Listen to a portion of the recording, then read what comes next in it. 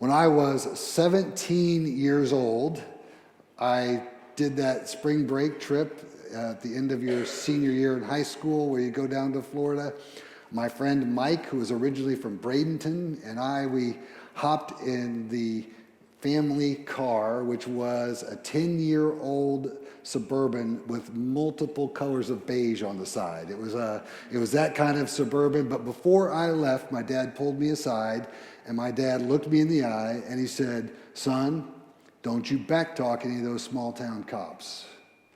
And I kind of had a look on my face like, why? Because I never had any trouble with policemen or police officers of any kind. I had an accident. The police officer was fine. I almost got a ticket at that point, but didn't. Police officer let me go. I didn't expect any such thing to be an issue. I don't know why my dad brought it up. We hopped in the Suburban. We drove down to Bradenton, Florida to see his friends. Went to the beach, got burned within an hour and a half. Spent the rest of the day back at the house, and then as evening drew close, we were heading down the west coast of Florida to go over to the University of Miami, which is where my brother was a student. We got down to Alligator Alley. I don't know how many of you have been on Alligator Alley. There was nothing on Alligator Alley. I didn't even see alligators. It was just that empty, just swamp to the right, swamp to the left. Drove for about an hour and a half and seeing nothing until I saw smoke coming out from under the hood of the Suburban. You got to know, no cell phones, no tools, and even if we did have tools, I'm not the guy to fix anything. I didn't know what I was going to do, but suddenly, like an oasis in the desert, there was a super nice hotel in the middle of nowhere. So I pulled into that port of the storm, stopped the car, popped the hood, and the steam just came rolling out. I wasn't sure what to do. I thought I had seen, as I pulled into the space, into the super nice hotel parking lot, a business that looked like it might be an RV park, like where you pay to spend the night in an RV.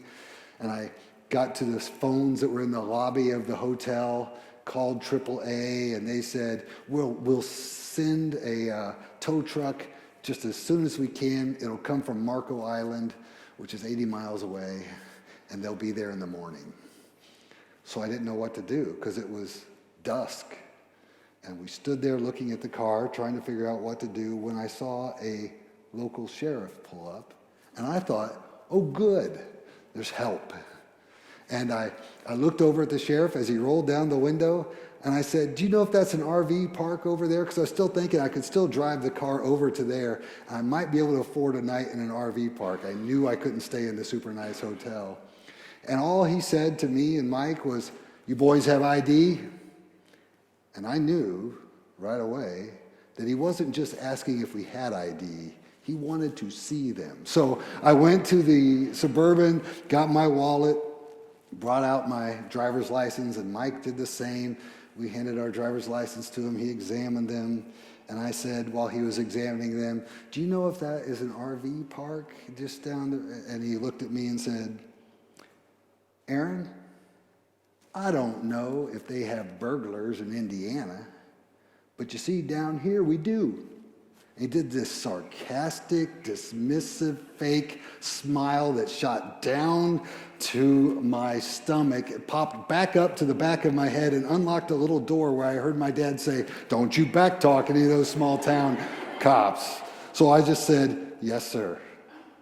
And then he looked at us and said, "I'm coming back in half an hour. And if you're not gone, I'm taking you to jail." And he turned to get in his car. And as he was getting down in the car with his window still open, I said, "Do you know if that's an RV park?" At which point he just looked at me, rolled up his window, and drove away. I still feel anxious when I hear that story, when I tell that story. He could have blessed me, but he cursed me instead. But here's what I also know. I am certain there are people in his life, or were people in his life, who think he's a great guy, because he probably is. There may be, because he is a police officer, there may be people whose lives he has saved. But my experience with him wasn't that way at all. Have you noticed that about people? Sometimes people love you and think there's no good that you can do. Sometimes people don't love you, and or sometimes, yeah, did I get that wrong? Sometimes people love you and think there's no bad you can do. Sometimes people think you're bad and there's no good that you can do. Alexander Solzhenitsyn has a quote that is often used, and I'm going to use it again just because it's so good. He wrote, "If only there were evil people somewhere insidiously committing evil deeds, and it were necessary only to separate them from the rest of us and destroy them. But the dividing line, but the line dividing good and evil cuts through the heart of every human being. And who is willing to destroy a piece of his own heart?" What makes this quote all the more remarkable to me is that it is in a book he wrote, The Gulag Archipelago, which was about the time when he was imprisoned by the Soviet Union after being a faithful soldier of the Soviet Union. And they decided he was one of the bad people, and they put him in the Gulag. And that's where he came up with this quote. And when he was in the Gulag, part of what he began to realize is that he had participated in a system that allowed it to be what it was to put him in prison. So part of his, even though he did nothing wrong by any stretch of the imagination, he began to realize that he had some culpability in his own imprisonment. It's a fascinating book if you ever want to read it. It's long and full of horrible atrocities. How do you experience yourself? Do you experience yourself as a good person? Do you experience yourself as a bad person? Do you remember that you have both of those capacities in you at all times? And that some of the people who love you can't imagine you doing anything wrong. Some of the people who hate you can't imagine you doing anything good.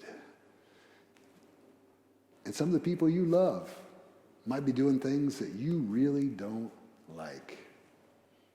If only we could find a way to push that dividing line between good and evil in our hearts over to the side till it's all good. This is what the book of Philippians calls us to do. We're in a series on Philippians, and we've already recited together Philippians 2, 5 through 11, the text we're asking you to memorize over the summer.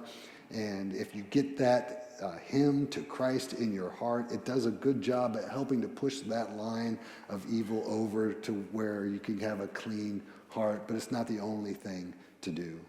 The second week of the series, Brandon talked about what it meant to be in a prison in the Roman world and how hard that was. The week after that, I talked about the section of this book, this letter to the church at Philippi, where Paul says, for me to live is Christ, for me to die is gain. It would be easier to die, but I'm willing to embrace life and suffering because I believe that there will be fruit for the gospel because of the work God calls me to do. And then last week we talked about the shift in the letter where Paul says, now I want you to live a life worthy of the gospel. And then he began to unpack what that is. And that means considering other people better than yourself, living humble lives, not being conceited, serving others, being willing even to suffer for their sake. And in the process of saying that, he launches into that hymn on who Christ is because he's asking people to have that same mind in them that was in Christ Jesus. And so today we shift to the easiest part of the letter, where Paul just gives us some good old examples of people that Philippians know who are living out the gospel the way he has called them to do it, based on who Christ is. And so I invite you to turn to Philippians chapter 2. We pick it up at verse 19 this morning, where Paul says, I hope in the Lord to send Timothy to you soon so that I may be cheered by news of you. And then he says this wonderful thing. I have no one like him who will be genuinely concerned for your welfare. This is Timothy's number one attribute for the Apostle Paul. He's going to go to the Philippians and be genuinely concerned for their welfare. Does that sound like that big a task? Apparently it is, because Paul goes on to say, I have no one like him. Apparently there are others around the Apostle Paul who confess Christ, but who don't rise to that level of being genuinely concerned for the needs of others. He says, I have no one like him who will be genuinely concerned for your welfare. All of them are seeking their own interest, not those of Jesus Christ. Did you catch that? Here's how you seek the interest of Jesus Christ. Be genuinely concerned with the welfare of others. That's an equal sign there, the interest of Christ. And that's what the Apostle Paul is telling the church at Philippi. This guy's coming to you just by loving you and being what I've been talking about, which is humble, not self-serving, and considering others better than himself, will live out that Christ hymn that I just read to you. He goes on to talk about Epaphroditus in verse 25. And he tells them, I think it's necessary for me to send Epaphroditus to you as well. He calls him a brother and a co-worker and a fellow soldier, their messenger who came to the Apostle Paul in his time of need. Because if you were in a Roman prison, they didn't give you food to live on. You had to have somebody from outside the prison come and bring you food. And so the church, caring for the Apostle Paul and his needs, sent one of their own people to Paul to minister to his needs. But unfortunately, while Epaphroditus was there, he got sick and he nearly died. And the Apostle Paul was worried about him.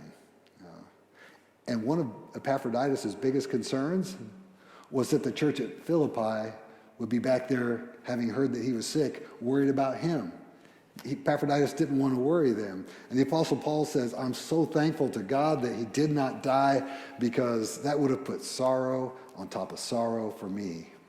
And the first sorrow for the Apostle Paul is, right, are you tracking? He's in prison. And then the second sorrow would be someone came to minister to his needs in prison and then died because of it. It would have been a burden for the Apostle Paul. So he's thankful to be able to send him back. And what we see is that the Apostle Paul tells them that he risked his life for the work of Christ. Risked his life. Notice he didn't get flogged. He didn't get crucified. He didn't get put in prison. He didn't get mocked. He just did the daily thing of helping someone else for the sake of the gospel, and in that process got sick. And Paul counts that as risking your life for the sake of the gospel. I think for both of these things, what we see is that following Christ tends not to be as this big flourish of great sacrifice that we sometimes might think it is, unless we remember that daily in the trenches, putting the welfare of others before our own is a sacrifice. It's that daily work that you do that is the participation in the work of Christ. Now, you might wonder what makes that different than the world's version of being nice. And there are a number of things that make it different. I'll just say one of those things is we serve people not because they deserve it, not because we want to be thanked, not because we will look good. We serve them because that's who Christ is and what Christ did for us, who while we were yet sinners, while we were enemies of God, died for us on the cross. If you're serving people so that they will like you and so that they will thank you, so they will appreciate you, then you're not serving according to the nature of Christ yet. And here's one more caveat about this. Serving people according to their best interests, there's a kernel of something in here that we need to be aware of. In our culture, it is considered arrogance if you think you know someone's interest, what's in someone's interest better than they do. And so often we hear something like this and we interpret it as, I just need to do for someone else whatever that person wants me to do. That's not what Paul is saying. And if you look at the life of Paul, you see he doesn't always do what everybody wants him to do. Sometimes serving in the best interest of someone else means saying no. Sometimes it means bringing a word that is hard. Sometimes it means being willing to be rejected by that person and being okay with it.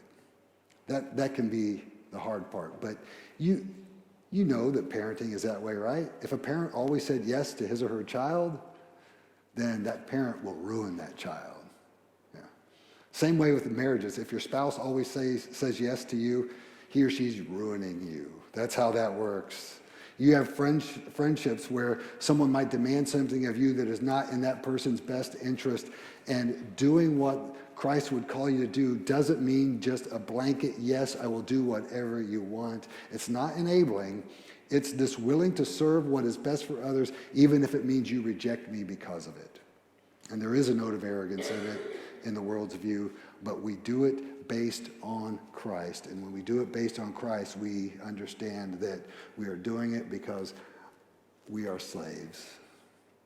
And we do it out of love, out of respect, out of understanding that Christ made that person, out of understanding that person is a child of God, and knowing that we don't deserve the love that we get. That's why it's humble. That's why it's different. And if you don't do it because you're not going to get thanked, then you're not there yet. That's how it works. So some sermons are meant to tell you stuff you don't know. Some sermons are meant to remind you of stuff you do know. That's what this one is. You know all this. This isn't news to you. I also want to use a sermon just to say thanks, because Grandview doesn't exist without that spirit. The number of people who serve here in a selfless way, I can't even give you all the names. Some of them are in ways you may never think about. We have people who mow the lawn every week. Do you know how hard that is when there's a lot of rain, especially? And by the way, they all have their own lawns to mow. But we have Kevin Alsop and Mike Short and Josh Hagedorn. Part of the reason I'm using this example, Josh, is because I was working on a sermon yesterday, and he went by on the lawnmower, and I'm like, yeah, it needed mowing. It's about time, like that. Also, who else? Roger Allman is often mowing. There are some other people in the rotation. They could use more if you want to help. Just talk to Kevin Alsop. But they're not the only ones. That's just one example that we don't usually think about. We have interns this summer doing all sorts of things just because they want to be a part of things. Thank you. That selfless, putting the interests of others first, makes a church work. It'll make your relationships work. It'll make your families work better. It's what God calls us to do as we participate in the very nature of the one who created us and who loved us despite our unworthiness. It's what we're called to be and do. I don't want to leave you hanging, by the way, about this story. Sometimes I forget to give, because I've told the part of the story that's important already.